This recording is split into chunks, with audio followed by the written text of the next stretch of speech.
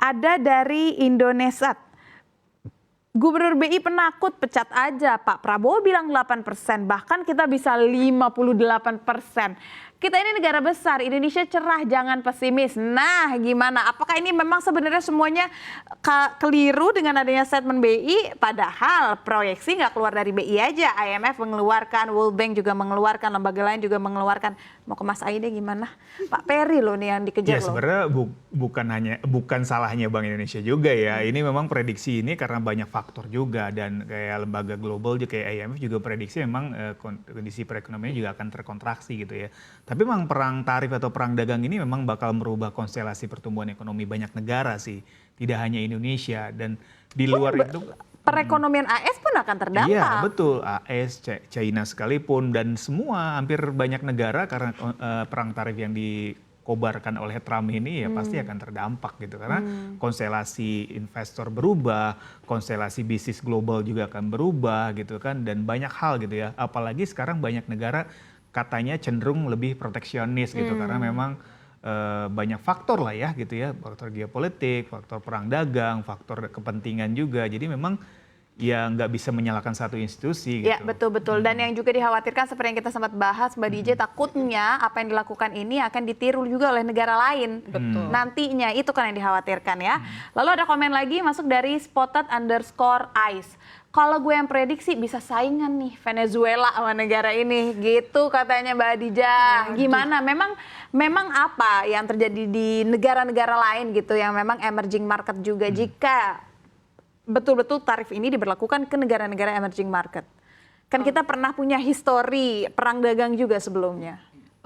Perang dagang, tapi kita harus lihat dulu perang dagang sebelumnya itu kan belum sepenuhnya terjadi ya waktu itu, karena terjadinya di masa-masa terakhir Presiden Donald Trump.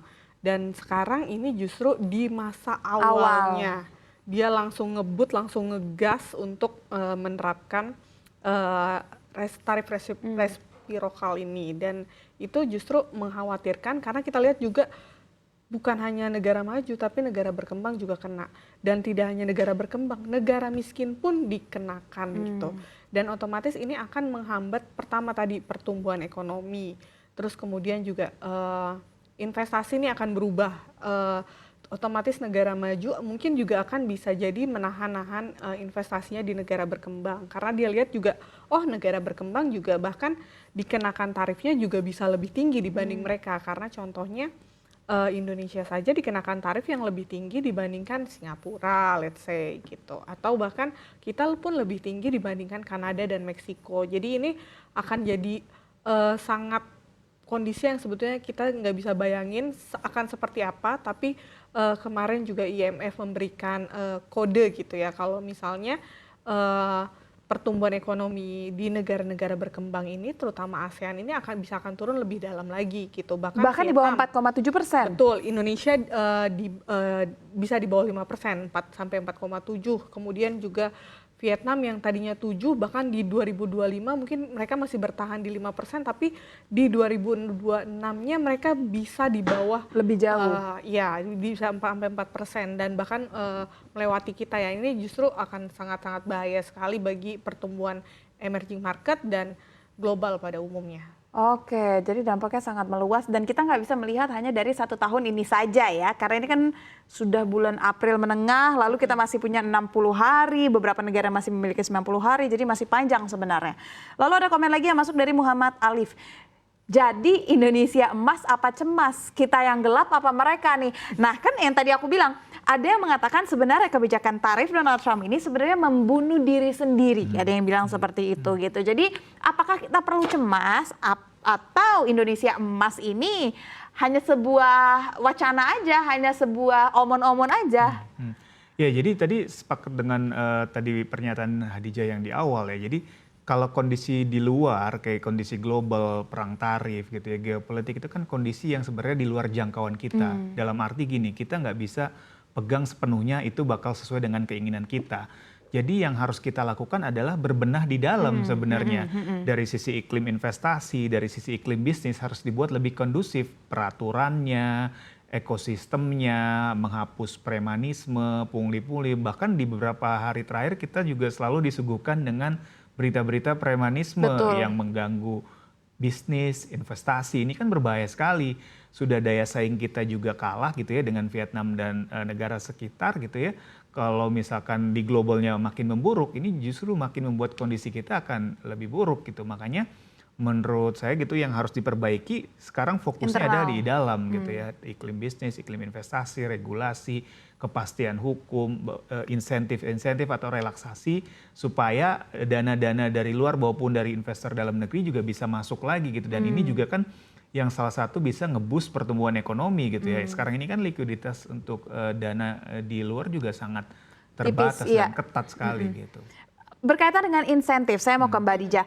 Aktivitas ekonomi dalam negeri ini sebenarnya sudah melambat bukan hanya tahun ini, tetapi dari pasca pandemi kita belum bangkit sepenuhnya dengan adanya pelemahan daya beli. Sudah kita saksikan sendiri. Lantas jika nanti tarif ini benar-benar berlaku, lalu kesepakatan tidak ada yang berjalan sesuai, insentif atau stimulus apa lagi yang kita perlukan?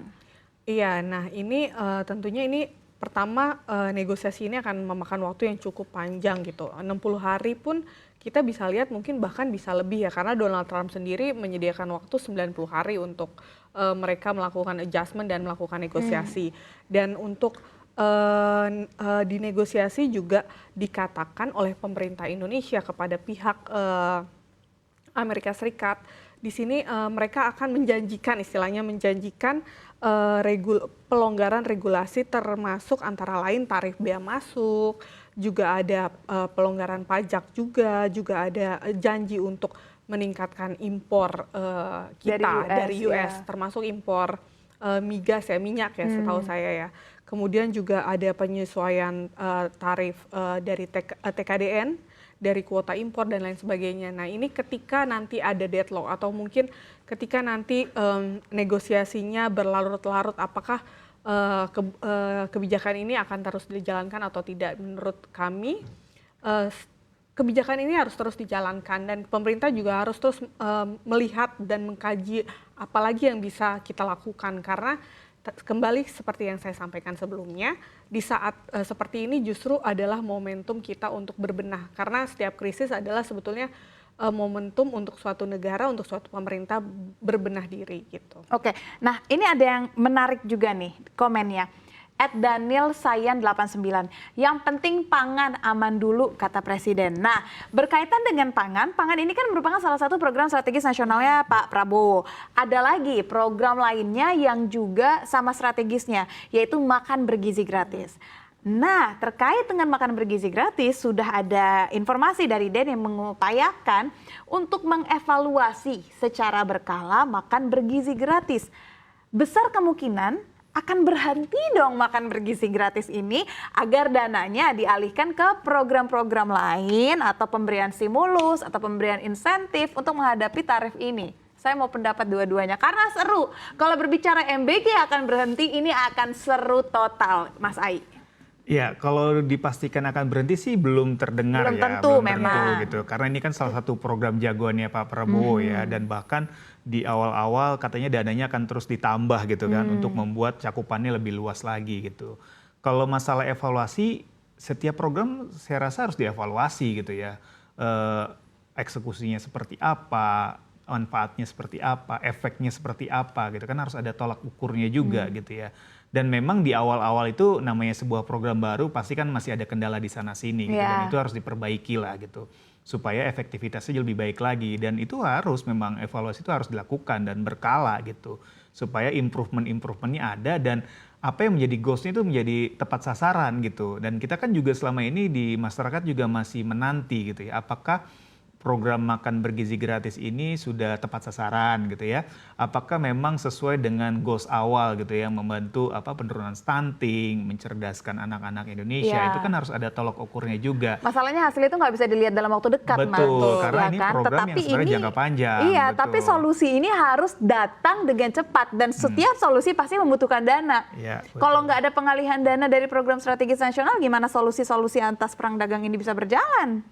Iya, memang solusinya itu harus dicari pasti kan. Kalau memang solusinya adalah dana, ya tugas dari pemerintah adalah mencari dananya gitu, baik itu dari sisi pajak misalkan atau non pajak. Non pajak kan bisa macam-macam ya, dari mungkin program hibah dari negara lain kita nggak tahu ya, atau mungkin ada investasi dari pihak mana gitu kan, banyak sumber-sumbernya sebenarnya.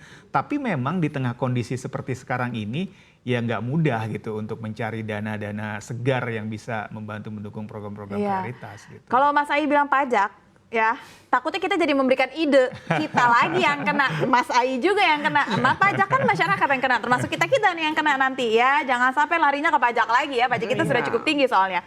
Nah, satu lagi juga untuk Mbak Hadijah.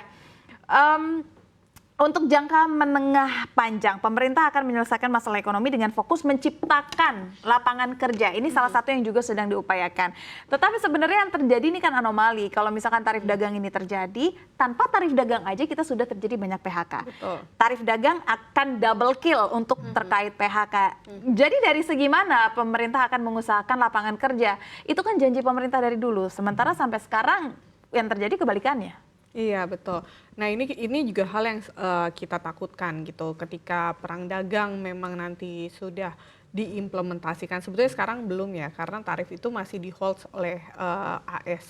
Nah, nanti ketika itu sudah berlangsung, ini kita juga nggak tahu seperti apa lagi nanti perkembangannya. Tapi sebelum itu terjadi, Safinas, justru saya juga khawatir malah ketika waktu tunggu ini 60 sampai 90 hari gitu, jika nanti negosiasi terus alot ya, itu justru yang kita takutkan adalah nanti, wah ini justru pengusaha bisa, ketika tidak ada ketidakpastian ya, yang ditakutkan adalah justru PHK itu terjadi sebelum perang dagang atau sebelum tarif itu dimulai gitu. Jadi pertama pemerintah harus menyiapkan dulu cushion-nya apa nih untuk baik untuk pengusaha, industri, dan juga untuk para pekerja di Indonesia gitu. Nah, kemudian apa yang bisa pemerintah lakukan untuk menciptakan lapangan pekerjaan jika memang kemudian kondisi berlarut-larut and then ada PHK. Nah, di sini lagi-lagi salah satu kuncinya yang menurut saya sedang diusahakan juga oleh pemerintah yang kita bahas tadi adalah investasi, karena dari sinilah kita justru bisa menciptakan lapangan pekerjaan gitu. Dan investasi ini hanya bisa dibangun lagi-lagi dengan Indonesia melakukan reformasi gitu. Gimana sih Indonesia bisa melakukan relaksasi, gimana sih Indonesia bisa mengundang lagi investor untuk masuk, karena ini akan saingannya cukup berat sih ke depannya, karena semua orang akan memperebutkan dana. Iya, berarti ini akan menjadi PR besar untuk Danantara seperti yang tadi saya sampaikan ya, untuk bisa bekerja. Nah, rupiah Mas Ai, rupiah loh ini udah mendekati 17.000 gitu kan. Kalau kita lihat Amerika Serikat dengan Donald Trump dengan The Fed gitu kan, ngamuk nih, suku bunga ditahan gitu kan. Nah, sama halnya terjadi di kita, suku bunga ditahan, tapi memang presiden kita nggak ngamuk terkait hal itu. Apalagi intervensi yang bisa dilakukan agar nggak sampai ke 17.000 nih. Susah loh kita jalan-jalan nanti. Pusing loh kita mau jalan-jalan kemana-mana. Iya, Bank Indonesia kan sebenarnya sudah melakukan intervensi dari semenjak bulan puasa mungkin ya, Februari lalu gitu kan. Kalau enggak mungkin rupiahnya udah ke atas 17.000 kali ya gitu. Ini kan saudara apa ya istilahnya hal yang rutin dilakukan oleh BI ya. Mereka pasti punya alert atau batas-batas fundamental rupiah yang memang dijaga gitu, jangan sampai melebihi batas itu gitu kan. Dan ya tapi kalau misalkan berlarut-larut juga amunisinya menjadi habis gitu kan. Semoga sih tidak semakin memburuk gitu ya. Tapi ya ini kan sebenarnya BI juga sudah mulai melakukan intervensi ke pasar. Tadi juga Ibu Sri Mulyani bilang kan ya BI sudah melakukan intervensi ke pasar dan menjaga stabilitas rupiah, dan so far sih memang masih di level yang aman lah gitu ya. Semoga sih ke depan nggak semakin memburuk ya. Semoga nggak makin memburuk. Dan semoga nggak semakin berlarut-larut lah perang dagang ini, karena ini bahaya juga. Oke, gitu. Mbak Dijah terakhir, kalau misalkan ini kan negosiasi belum ada pengumuman nih ya. Iya. Kita berpikir kalau misalkan tahu deadlock nggak ada hasil apa-apa, apa yang mungkin terjadi? Oke, jadi Singkat. yang mungkin terjadi adalah akan ada otomatis negosiasinya berlanjut gitu. Tahap 2 kayak Jepang. Tahap 2, 3, putaran kedua selanjutnya, dan ini akan cukup lama karena yang dilayani oleh Amerika bukan cuma Indonesia, tapi ada hampir 180 negara yang dikenakan tarif oleh reciprocal oleh AS. Kemudian juga ada yang di tahap awal ini ada sekitar 80-an negara yang setengah bernegosiasi. Jadi bukan Indonesia dulu, dan bisa jadi AS tidak memprioritaskan Indonesia dalam hal ini. Bisa jadi mereka akan memprioritaskan Cina. partner terbesarnya, yaitu Cina. Makanya ini intens sekali ya AS dan Cina. Dan untuk kita, kalau ini berlarut-larut tentu kita tidak ingin melihat lagi ada lebih banyak banjir PHK, kemudian juga ekonomi kita juga jadi turun karena orang justru takut-takut untuk ekspor ataupun untuk impor gitu.